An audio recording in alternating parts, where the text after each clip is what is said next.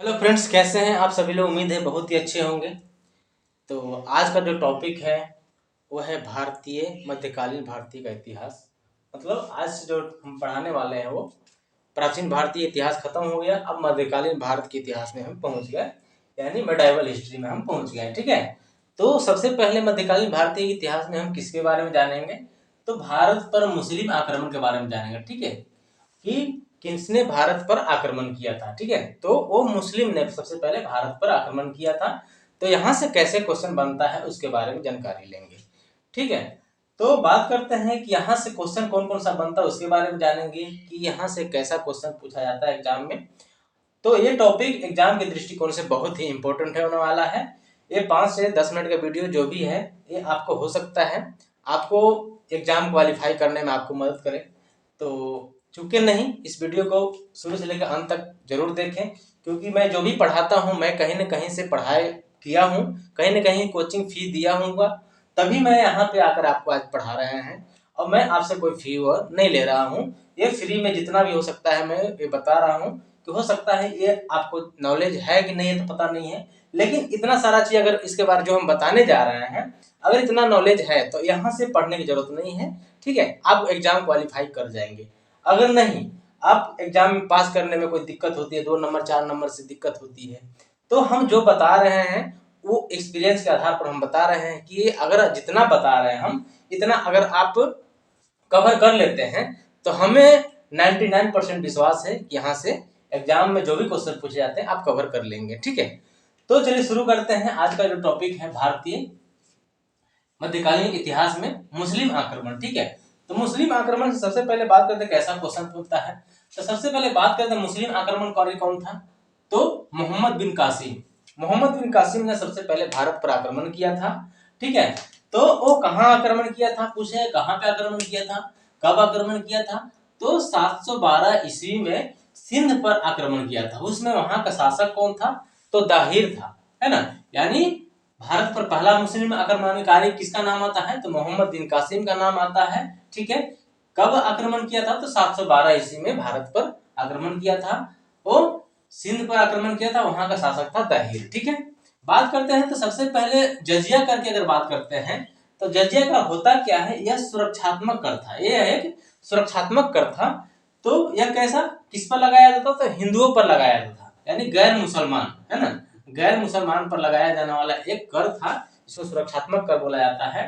तो यह जजिया कर गैर मुसलमान पर लगाया जाने वाला एक कर था। ठीक है, तो बात करें सबसे पहले जजिया कर को लगाया किसने था, तो यही मुस्लिम आक्रमणकारी था मोहम्मद बिन कासिम। ठीक है, जिन्होंने सबसे पहले जजिया कर को लगाया था। ठीक है, जजिया कर सबसे पहले अगर लगाया था तो किस किस को बकस दिया था इन्होंने, तो किस किस पर, तो बच्चा, बूढ़ा, विकलांग, ठीक है, ब्राह्मण, इन सभी पर क्या हुआ था, तो जजिया कर से मुक्त रखा गया था। यानी इन इन सभी पर जजिया कर नहीं लगाया जाता। कौन कौन, बस से ब्राह्मण, बस से विधवा, बस से बच्चा, बस से बूढ़ा, बस से विकलांग, ठीक है, इन सभी पर क्या हुआ था, तो जजिया कर को टैक्स नहीं लगाया जाता था। ठीक है, बात करते हैं तो सबसे पहले अगर ब्राह्मणों पर अगर क्वेश्चन आता है कि वह कौन सा शासक था जिसने सबसे पहले ब्राह्मणों पर जजिया कर लगाया, तो वह तुगलक वंश का शासक था। जब दिल्ली सल्तनत पढ़ाएंगे, ठीक है, दिल्ली सल्तनत नहीं, ये तो मुगल बादशाह में आता है, दिल्ली सल्तनत में आते हैं, फिरोज शाह तुगलक बताएंगे। तो इसके बारे में चर्चा करेंगे कि इन्होंने सबसे पहले ब्राह्मणों पर जजिया लगाया था, किसने, तो फिरोज शाह तुगलक के द्वारा। तो हम इस तुगलक वंश के बारे में विशेष विस्तृत जानकारी लेंगे। ठीक है, जब हम दिल्ली सल्तनत पढ़ाएंगे तब। तो फिर आता है कि जजिया कर को समाप्त किसने किया था, तो जजिया कर को समाप्त किया था मुगल बादशाह अकबर के द्वारा 1564 ईस्वी में। क्वेश्चन पूछेगा सबसे पहले जजिया कर किसने लगाया, वो आपको पता चल गया, है ना। ब्राह्मणों पर जजिया कर किसने लगाया, वो भी आपको समझ में आ गया।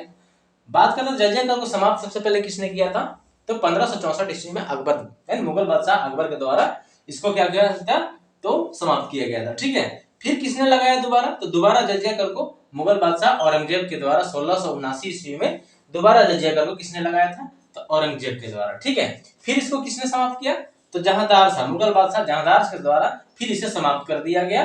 लेकिन फिर जहांदार शाह जिसने समाप्त किया, फिर फर्रुखसियर ने फिर से लगा दिया। ठीक है, तो इस तरह से ऐसा क्वेश्चन पूछा जाता है कि कौन सा मुगल बादशाह ने समाप्त किया था, किस कौन सा मुगल बादशाह ने जजिया कर को लगाया था। इस तरह से आपको याद रखना।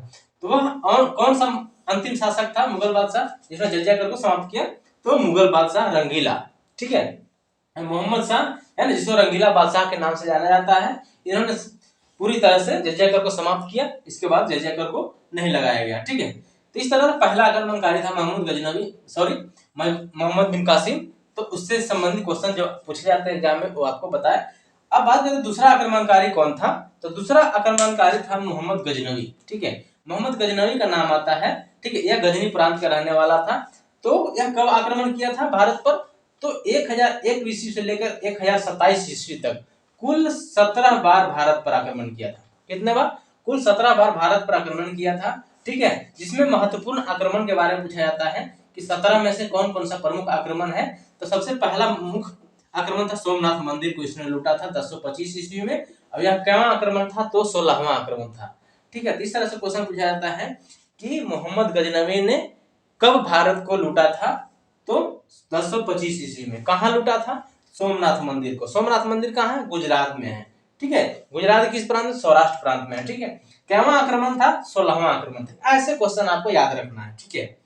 तो बात करते हैं 16वां एवं 17वां आक्रमण कौन था, तो जाट विद्रोह के खिलाफ। जाट कहां के रहते थे, यह मथुरा भरतपुर के है ना आसपास के जो क्षेत्र था वहां के लोग रहते थे। और वहां उनका अंतिम आक्रमण था जाट विद्रोह एवं जाटों के खिलाफ, ठीक है।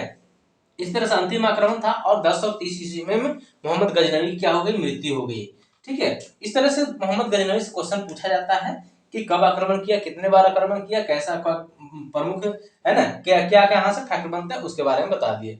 लास्ट में क्या हुआ, 1030 ईस्वी में इसको समाप्ति हो गई, ठीक है। लेकिन यहाँ से क्वेश्चन बनता है कि इसके गजनी प्रांत के जब गजनवी भारत आया था उसी समय इनके साथ प्रमुख विद्वान आए थे, गजनी प्रांत के ही रहने वाले थे। उस विद्वान का नाम था अलबरूनी और फिरदौसी, ठीक है।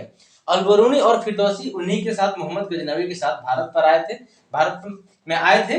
और आकर के यहाँ पे क्या हुआ था, इनकी प्रमुख रचना का नाम पूछा जाता है कि अलबरूनी की जो लेखक है, किसका, किताब उल हिंद के लेखक हैं, ठीक है। किसका लेखक है, किताब उल हिंद, यानी इसने रचना किया था कौन सी पुस्तक है, किताब उल हिंद, ठीक है, जिसके तहकीकात ए हिंद भी कहा जाता है। तो इन्होंने इसकी रचना किया था, ठीक है।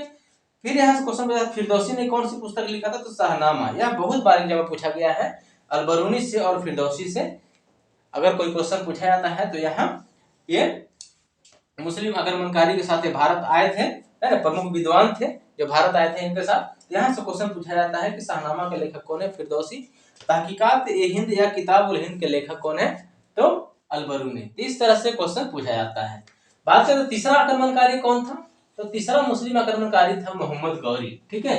मोहम्मद गौरी से बहुत ही माने मध्यकालीन भारतीय इतिहास से क्वेश्चन यहाँ बहुत बार पूछा जाता है, ठीक है। तो तीसरा आक्रमणकारी कौन था, मोहम्मद गौरी, ठीक है।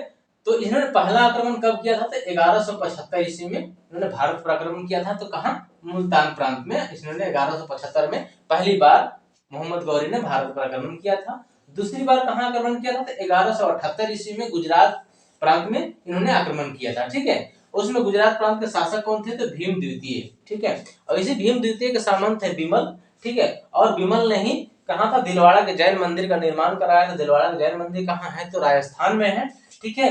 गुरु शिखर पर्वत कहाँ है, तो भी राजस्थान में है ना, अरावली पर्वत पर है। अरावली पर्वत की सर्वोच्च चोटी कौन है, तो गुरु शिखर है, ठीक है। तो इस तरह से यहाँ से भीम द्वितीय क्या हुई, गौरी की पहली पराजय हो गई 1178 ईस्वी में, यानी 1178 ईस्वी में मोहम्मद गौरी की पहली पराजय, ठीक है।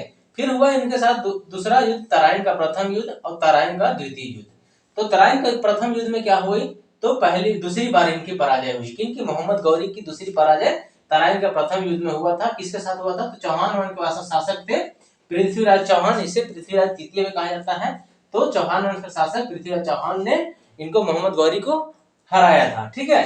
तो दूसरी पराजय, पहली पराजय कहाँ थी, तो गुजरात में, ठीक है। दूसरी पराजय कहाँ, तराइन का युद्ध में, ठीक है। किसने हराया था, तो पृथ्वीराज चौहान ने। पहली पराजय किसके साथ हुआ था, तो भीम द्वितीय के साथ, है ना, भीम द्वितीय ने।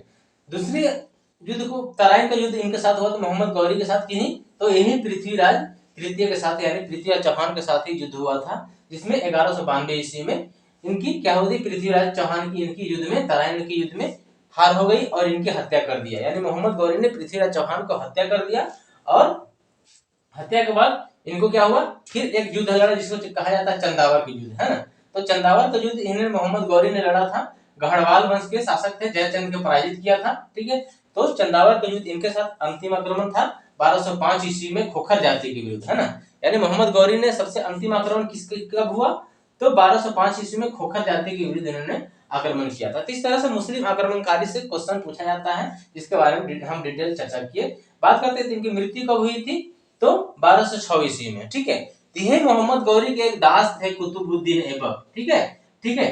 तो इस तरह से कुतुबुद्दीन ऐबक ने दिल्ली सल्तनत की स्थापना किया था, ठीक है। तो उसमें मृत्यु जब हुई 1206 ईस्वी में मोहम्मद गौरी की, तो उसमें क्या हुआ था, तो कुतुबुद्दीन ऐबक उनका दास थे, गुलाम थे, ठीक है। यही इन्होंने क्या हुआ, दिल्ली सल्तनत का स्थापना किया था। कुतुबुद्दीन ऐबक ने अपना राज्याभिषेक करवाए थे, कहाँ, तो लाहौर में, ठीक है। तो अपना राज्याभिषेक लाहौर में करवाए और अपने क्या हुआ, तो दिल्ली सल्तनत की स्थापना की है। तो इस तरह से आक्रमणकारी से क्वेश्चन पूछा जाता है। अब हम नेक्स्ट टॉपिक की बात करेंगे दिल्ली सल्तनत के बारे में, कि दिल्ली सल्तनत में किन किन शासकों ने शासन किया था, तो उसके बारे में हम विशेष चर्चा करेंगे नेक्स्ट वीडियो में। तब तक अगर आप इस चैनल पर सब्सक्राइबर नहीं है तो सब्सक्राइब जरूर कर लीजिए, क्योंकि सब्सक्राइब करने कोई पैसा नहीं लगता है, लाइक करने कोई पैसा नहीं लगता है, ठीक है। लेकिन हाँ, एक मोटिवेशन हमें जरूर मिलता है कि नहीं, हम यहाँ जो मेहनत कर रहे हैं वो आपको कुछ ना कुछ फायदा हो रहा है, कुछ ना कुछ आप सीख रहे हैं, तो एक लाइक आपके लिए जरूर बनता है ना। तो चलिए फिर मिलते हैं फिर नेक्स्ट वीडियो में।